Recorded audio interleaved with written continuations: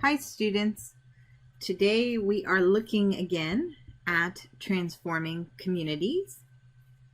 Specifically, we are looking at chapter 1, the power of recognizing assets. It starts on page 7. And this chapter, and all chapters following it, they all start with quotes that give a tone or an idea for what the rest of the chapter will focus on. And this one specifically talks about a PhD scholar, activist, educator named Jason Soul. And Jason Soul is someone who has gone through the system in terms of committing a crime, atoning for the crime in prison, rehabilitation, getting educated, and then gives back to the community and specifically to incarcerated individuals to give hope and knowledge and encouragement and education that they can return to society, or even if it's a life sentence, that they can still be contributing members of society, that their life matters. And specifically on page 7 at the top, it says that Jason is a motivational speaker and a consultant on reentry and juvenile justice. Part of why he gets taken seriously is that he knows what it's like to turn to a gang as a survival strategy, and also to end up in the hospital and in prison for participating in a gang. Before I continue with some notes about this chapter, I do want to iterate that there could be a triggering aspect to this chapter. Specifically, he talks about working with sex offenders, and I just want you all to be aware of the content warning. So if you need to step away when you're reading this book or when you're listening to the lecture, please take care of yourself first and foremost.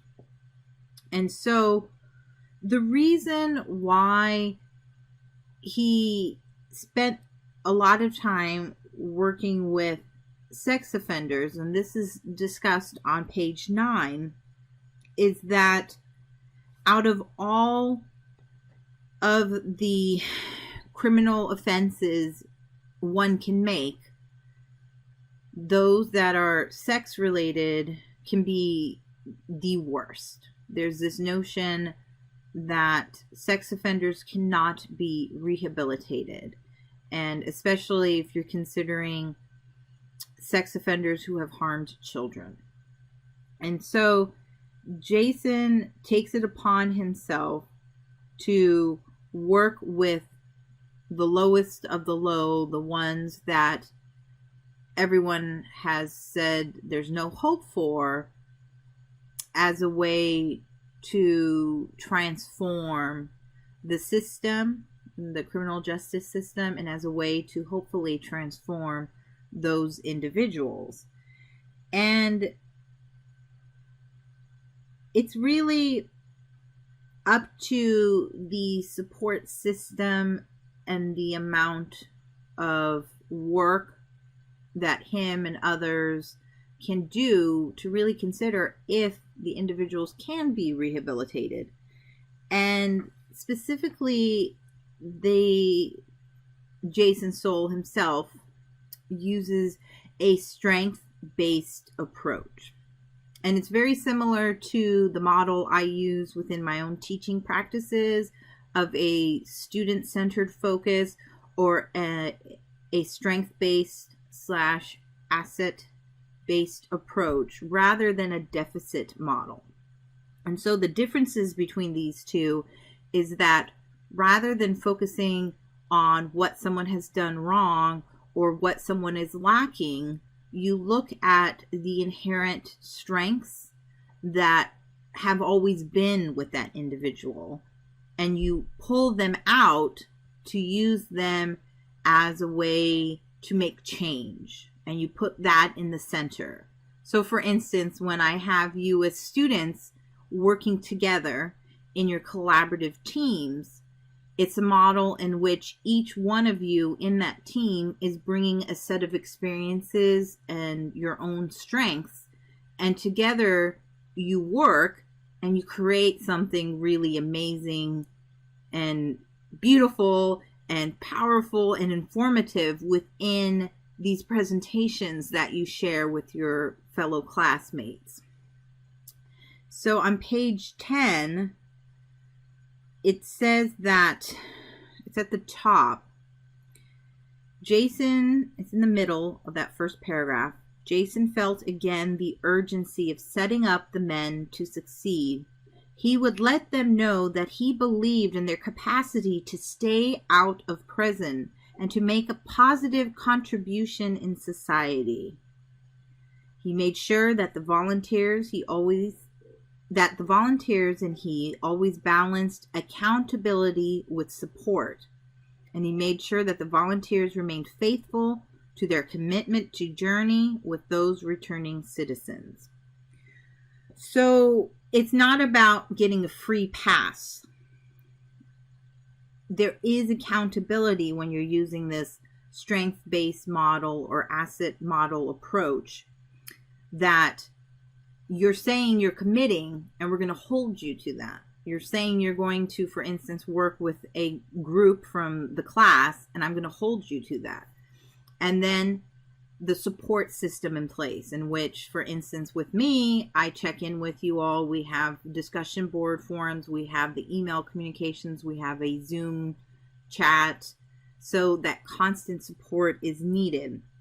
Strength-based strategies are just a powerful tool because they lift and center groups and communities and people that have been ignored, that have been marginalized, that have been overlooked, that have been silenced. And so they're in the center now of the discussion. They are the focus. And that's just powerful. You can't get over, being ignored if no one creates that space, or if you can't create that space in which you move from the margins to the center. As you continue reading this chapter, there's another term that is mentioned, and it's in bold on page 12. Asset-based community development. And our author, Reverend Jha, explains that, and it's at the top of page 12, although distinct from strengths-based strategies, asset-based community development processes follow a similar approach. Neighborhoods that have seen a lot of disinvestment, wealthier people leaving, diminished city funding, departure of local businesses, decreased taxpayer-funded maintenance of public space, are often told what others will do for their neighborhood, as if their role is solely to be recipients, even if their input is sought for the neighborhood development process, and oftentimes their input isn't sought regarding what their neighborhood should look like. So an asset-based community development begins by, again, centering the community members and pulling the resources from the strengths of those already living in these areas and letting them determine how the changes are going to come about, letting them be the leaders and going out and seeking additional labor from outsiders. So there's a really good article that she references here at the bottom of page 12 with some basic key points to how asset-based community development works. You might look into that. And in the end, she concludes with an update on what's happening now with Jason Soul and his current work within the NAACP in Minneapolis, his work within Black Lives Matter, and his speaker series that he does, in which he goes out into communities and talks. And there's a really good conclusion to this chapter at the bottom of page 18, in which she provides you some information on how you can learn more about asset-based community development strategies, and even specifically more about Jason Soule's story. He has a very captivating autobiography that I highly recommend, From Prison to PhD, a memoir of hope, resilience, and second chances. As always, if you have any questions about the chapter, you can reach out to me via email.